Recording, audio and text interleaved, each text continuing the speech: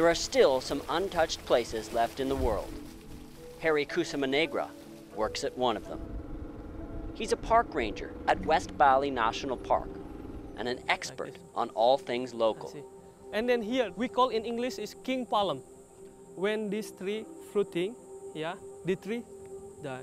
But despite his remote location, he's becoming an expert in another type of fruit, the blackberry. He's had one for 3 months, and like many new converts, he's hooked. You know, my job is in the jungle, so I need really real connection. And then when I use blackberry, oh, everything is easy. Now take Harry and multiply him by a few million, and you'll understand why some people call Indonesia the Blackberry Nation.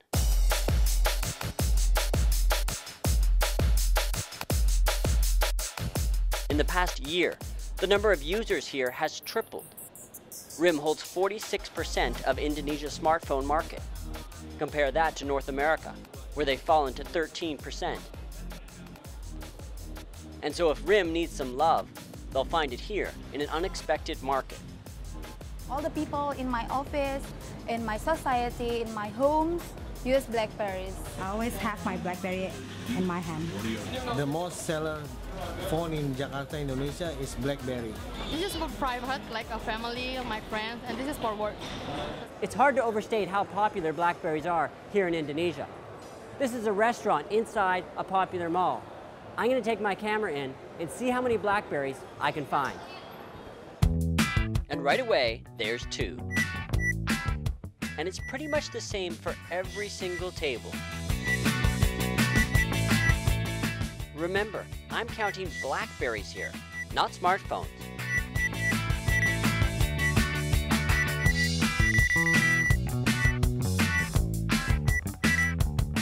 Out of 52 people in the restaurant, there's 42 Blackberries. Ari Antara runs a Blackberry mailing group with over 7,000 members. He carries 3 Blackberries. This is my main phone. This is for my family phone or my private line. And this is for my wife only.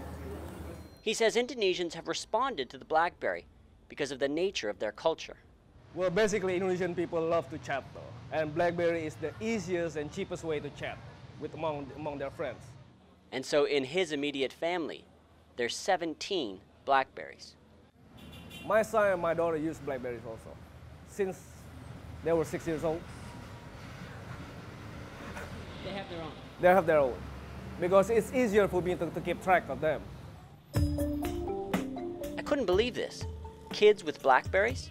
So I went to a local public school in Jakarta to see for myself. In this grade 6 classroom, full of middle-class 11 and 12-year-olds, the teacher asked how many of the kids have Blackberries. 24 out of 42 say they have them. They're not allowed phones in class, so each morning they put them in a box. Essentially, a crate of Blackberries. All of this is no surprise to Andy Zane.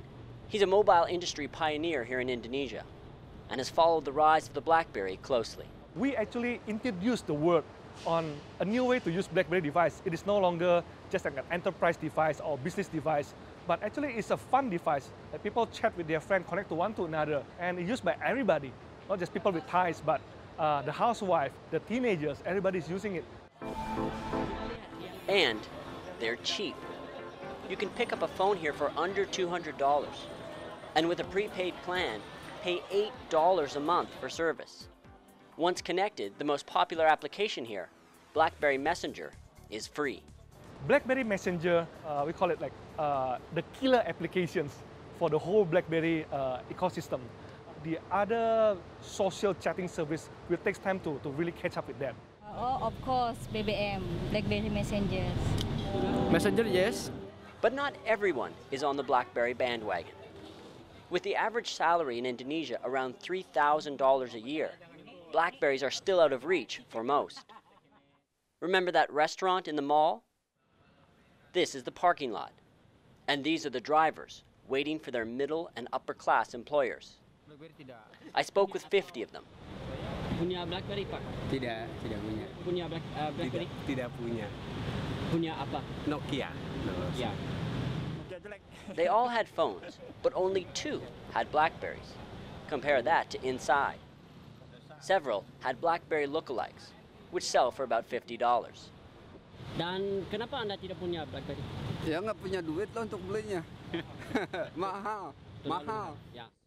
So when I spoke with Gregory Wade the next day, he's the head of RIM for Southeast Asia, Japan, and Korea. I told him about the restaurant in the mall and the drivers outside. Okay, so, you know, I love the scenario. And when I think about the scenario, I think what you're describing in many ways is both a reflection of our traditional success, you know, and in many ways the sweet spot for the masses, for the broader population in Indonesia is, say, sub $200 US. So I asked if RIM wants customers like those drivers and whether they will ever be able to afford a BlackBerry. Of course. Individuals in Indonesia can access BlackBerry service for as little as 25 cents a day. And then if you layer on top of that the introduction of both a credit program as well as a microfinance program, that's when you're providing that accessibility, if you will, the approachability of the service, of the hardware into the marketplace. I should say the hardware into the marketplace. RIM's trying to make their phones more accessible by getting into the credit business.